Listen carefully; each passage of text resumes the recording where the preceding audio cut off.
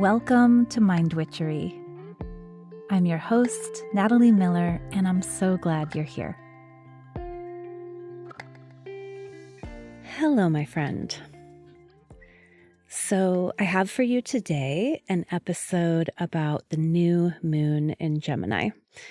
And this will include, as always, a couple of themes that this lunation brings up for me. It'll include a couple of self-reflection questions that are inspired by these themes. And, a little astro education. I like to tell you where these ideas are coming from or what's inspiring these inquiries. And so all centered around the new moon in Gemini, which is happening very late in the evening on June 17th in most of the United States, just after midnight on the 18th on the East Coast, and then on the 18th, like everywhere else. All right, so Gemini. Gemini is the sign of mutable air element. And so with air, we think about communications, we think about thoughts, we think about curiosity, we think about ideation, like having ideas. Air is, above all else, associated with the mental plane. So communication, ideas, ideals, that kind of thing. Gemini is mutable air. So signs can be cardinal, fixed, or mutable.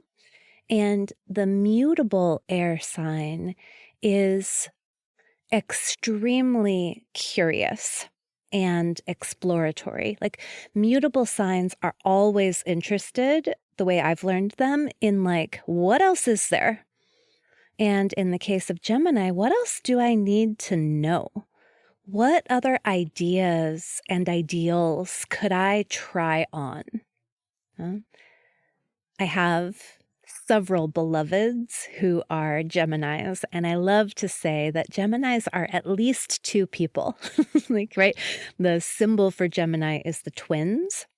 And I do find that in my friends with prominent Gemini placements, and so that could be you are a Gemini, meaning your sun is in Gemini, or it could mean that you have lots of other things going on in the sign of Gemini. But Gemini is definitely like that multiplex identity I'm always talking about, right? That Whitmanian, I contain multitudes. And yes, Whitman was a Gemini. You will definitely get that expressed in a person with a lot of strong Gemini energy. So Gemini in this day and age is often also associated with socializing, right? Because how do we get to get new ways of seeing things? How do we get to try on new perspectives and new identities? Well, we meet other people who have them. So it's through socializing that we get to find other ways of being and other ways of thinking, and we get to really exercise that curiosity and try on different identities. So you might think for a moment where you socialize, and that will, of course, be different for everyone. Some people socialize on social media, that is actually a site of being social. For other people, it's in your neighborhood, at your pool, at your church, in your book club, right? So kind of thinking about some of those circles of socialization that you bodily encounter in your life. For other people, socialization happens a lot at work or through work, maybe in networking places, so professional groups, maybe through school or some place where you're learning. Yeah. So I would say that Gemini is kind of associated with all of those sites of socializing. And of course, where we are socializing, there is also socialization. Yeah. So that, I think, is what this new moon is, for me, prompting us to take a look at. What are our sites of socializing and of socialization?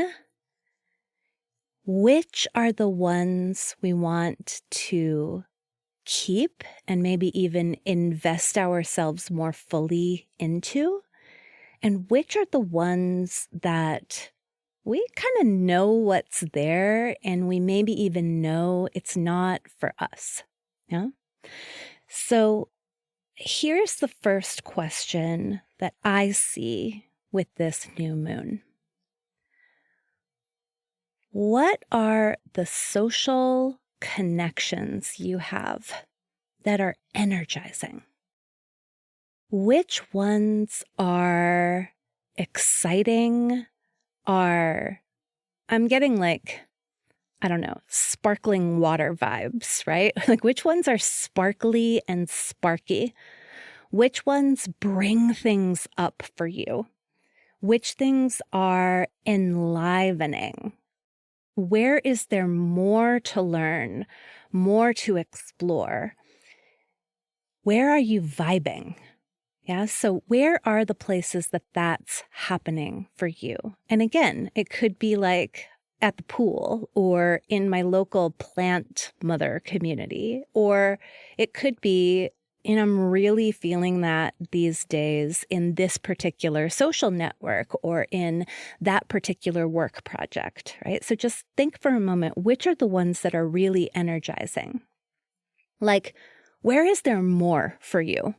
More for you to explore, more for you to discover. Yeah. And the other side of that coin, which social connections are flat? And now I'm kind of thinking of like, when soda or sparkling water has been sitting out for a long time and it still has that like taste that once upon a time it was carbonated and now it's just really not anymore, you know? Which are the social connections that are now flat for you? I have a feeling that you will know right away, like something is going to flash up right away. And I also think there's probably a 50-50 chance that you'll be like, oh, no, I don't want to deal with that, right? Which is, I get it. I have that too. But you know what is no longer so alive for you. You know where there isn't really more for you to discover, where it's just like, okay, yeah, I know this place, right? I find for me, sometimes this can manifest in a relationship where it seems like we just have the same conversation again and again. And it's like, oh God, I'm really sick of having this conversation, right? Now, sometimes there's totally potential to spark another conversation in that relationship. That is doable. But other times it's like maybe you've grown out of that way of relating, or you are growing out of that way of relating, and the other person either hasn't or doesn't want to. And it's like, yeah, this is flat now. There's not life in this for me. Huh? Okay. So that's that first question, is to just take a moment to really reckon with and be real about which associations, friendships, partnerships, like groups that you fuck with, right? Which ones are sparkly? Which ones are flat? Just acknowledging it. Yeah? Okay. Now, when you're answering that question, I think we're invited in this moon to allow our intuition to have at least as large a voice as our intellect. Yeah. And this is because in this moon, Neptune, planet of intuition, spirituality, and the unseen, right? We can see all the planets through Uranus. I mean, I've never seen Uranus, but it is barely bright enough to be seen with the naked eye. We can see all of those planets. We can't see Neptune. So Neptune is intuition. It's the unseen. It's the felt. And because it is so associated with kind of that hidden feeling, it's got undertow vibes, right? It's got that kind of deep pull is how I think about it. It's like sometimes if you are standing in the ocean and you feel that pull down around your ankles, that's Neptune. It's that deep down tug, that deep pull that's underneath conscious thought, and it's more just like, ugh, right? I've been speaking with someone lately, a friend of mine lately, about how this association that we both have, it's a place we met, this association is feeling ick. If there's like a, right? I mean, that really, it's almost like you can't even describe it in words because it is so felt rather than like consciously identifiable, right? Like I think if we were to describe it, we would mostly sound like, ugh, right? Like that's what it would sound. Those are the non-words we would use to describe what's going on with this association. And so in this moment, Neptune is in Pisces, squaring this new moon. And whenever there's a square, I love to think about the two planets pulling up at the same time to a four-way stop. You know, that moment where it's like, who's going first? We both just arrived at the same time. And so there kind of has to be like a negotiation of, all right, well, you, no, you, no, you, no, you. Yeah. So if the sun and moon in Gemini are saying, hey, which social associations are sparkly and which ones are flat, right? Neptune in Pisces is saying, feel it. Feel it. Like consult the deep dark of yourself, right? Honor the part of you that sees a meeting, let's say, on your calendar and goes, ugh, or that is getting major eye roll energy when someone brings up something that's already been up or that doesn't matter to you anymore. So that's, I think, the invitation in this moon is like, as you are thinking about what's sparkly and what's flat, really give space and time to attend to just your subconscious reaction. So how might you do this? I think you could look at your calendar. Look at your calendar. Look what's happening already scheduled in the first 2 weeks of your month and just allowing your eyes to scan through the different appointments. Just notice what the vibe is that comes from those. Which are the ones where you're like, yeah, and which are the ones where you're like, ugh. Right? Or which are in between. I know I'm kind of presenting a binary like sparkly or flat, yes or no, yay or yuck, but I'm not into binaries. And so it could be like anywhere in the palette of different kinds of vibes. Yeah. But going through your calendar or even just making a list, like going back to, the beginning of the episode and thinking, yeah, what are my professional associations, my neighborhood associations, like who are the people with whom I socialize, making a list and then just allowing yourself to evaluate these from a vibe perspective. Like, what's the vibe that's associated with this particular place? Yeah. So this feels important, not just for this lunation, but always to me, right? As you know, I'm always saying we exist at choice. We get to decide who we're becoming. Everything's always changing, and we are always changing. And so, with whom do we want to associate, co-create, collaborate?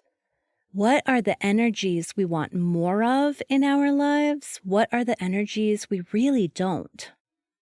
What are the vibes we want to nurture? And what are the vibes that we would just rather not? What is alive for us? What brings us to life? And what are we done with? This is kind of always important, but in this lunation, I think there's an extra special invitation to do this. One more piece that I'd love to highlight, which is that Saturn is retrograde in Pisces. So Saturn is co-present with Uranus. Saturn is a planet of boundaries and responsibilities and structures. And for me, Saturn in Pisces is saying, okay, what is really worth our precious time? Right? Pisces as the last sign in the zodiac as mutable water. Pisces as the ocean, really, right? Pisces is always here to remind us of the biggest picture. I just thought, ask Pisces, where's the tallest mountain? And Pisces is like under the ocean, way taller than Mount Everest is Mauna Kea, under the water, right? Like thinking there is so much more to this life, to this earth than meets your eye. That's Pisces. And so Saturn, planet of boundaries and responsibilities, engaging with Pisces. Pisces is saying, yeah, but we have to remember time is so precious. Pisces is like, we have to think in terms of vibe and energy. Like those are really important, the vibes, the values. When we're thinking about our time, we're not just thinking about our calendars. We're thinking about these precious, unpromised moments of consciousness here on Earth, right? That bigger picture. So Saturn retrograde in Pisces is reconsidering what is really worth my dedication? What is really worth my time? Where am I dedicating my energy? And I would say with this new moon, to whom? To which people? To which organizations? To which associations? Where am I dedicating my energy? And is that actually aligned with my values? Is that actually aligned with what I've decided or am deciding is most important to me? So I want to tell you, I'm very walking my talk with this new moon. As you know, this year I've been partnering with astrologers to talk to you about the new and full moons. And I did have a conversation with an astrologer. This person is really well known And I was really excited to have the conversation. And I don't know why. I'm sure it was co-created, but the vibe of the conversation was not the vibe I want to broadcast through this podcast. Like, my body during the conversation was going, ugh, right? There was like more predictive astrology. There was kind of this like, there's a right way to look at this and a wrong way to look at this kind of like implication. And it's a conversation that like I came up after having the conversation and I was like, wow, I didn't like that. That didn't feel good. And ultimately I decided not to publish it, right? That is Saturn retrograde in Pisces saying, no, that is not aligned with my values. That is not aligned with my approach. I don't want to dedicate precious airtime to that conversation. So instead, this month, you have just me. And you know what? I feel really fucking good about that. All right. So I know I have been giving you thoughts about the full moon as well. I'll probably do that via email this month. So I'll send a letter at the full moon with reflections for it. And hey, if we are not already pen pals, if you aren't already receiving my Sunday letter, I super mega invite you to come and sign up. Every Sunday morning, I sit in my light and plant-filled living room and I write you a note.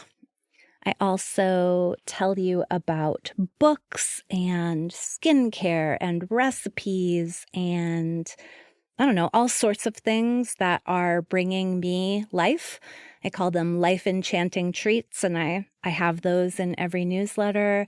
I talk a little bit about some of the really cool shit that my clients are doing. And yeah, I'd love for you to be a subscriber. And if you'd like to subscribe, just go to my website, nataliekmiller.com. And right there on that front page is a place for you to sign up to get the letter. All right, my love. I am so here for your life and all of your associations to be full of sparkly, sparking, vivacious energy. I am so here for you to make the most of your wild and precious life. And I hope that you will use some of these reflections from this new moon in Gemini episode to orient your own self more and more in that direction. Thank you so much for listening as always, and bye for now.